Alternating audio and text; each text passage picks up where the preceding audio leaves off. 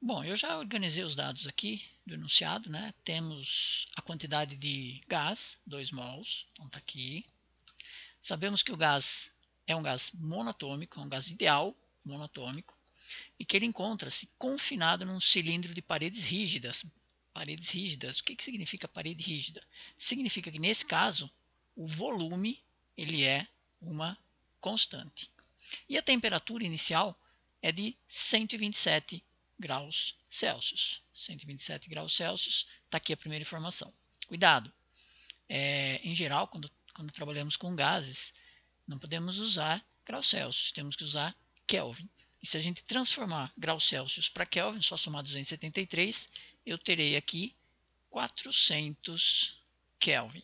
Essa seria a temperatura que eu tenho que usar. E depois, esse gás é aquecido até atingir uma temperatura de 247 graus Celsius.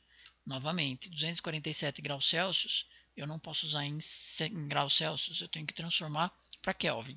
Então, 220 Kelvin seria o valor que eu tenho que usar. É só somar 273.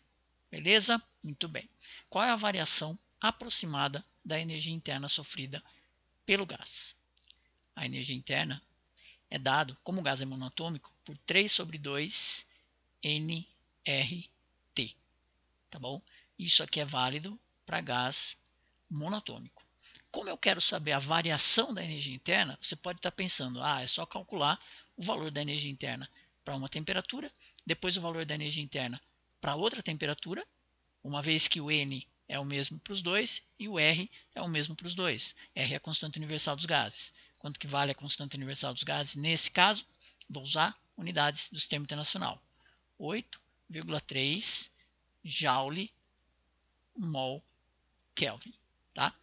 E aí você deve estar pensando, é só fazer isso, né? Temperatura aqui, primeiro, depois temperatura, segundo, depois é só subtrair um para o outro. Pois bem, só que tem uma outra coisa que dá para fazer aqui que vai agilizar a nossa conta. Repara que tanto no início quanto no fim, a única coisa que está mudando é a temperatura. O N é igual para os dois, o R é igual para os dois. A única coisa que muda é a temperatura. Então, se haverá uma variação no valor da energia interna, ela vai ocorrer única e exclusivamente, nesse caso, por conta da variação da temperatura. Então, eu posso reescrever esta forma aqui, ó. Posso reescrever isso aqui desse jeito.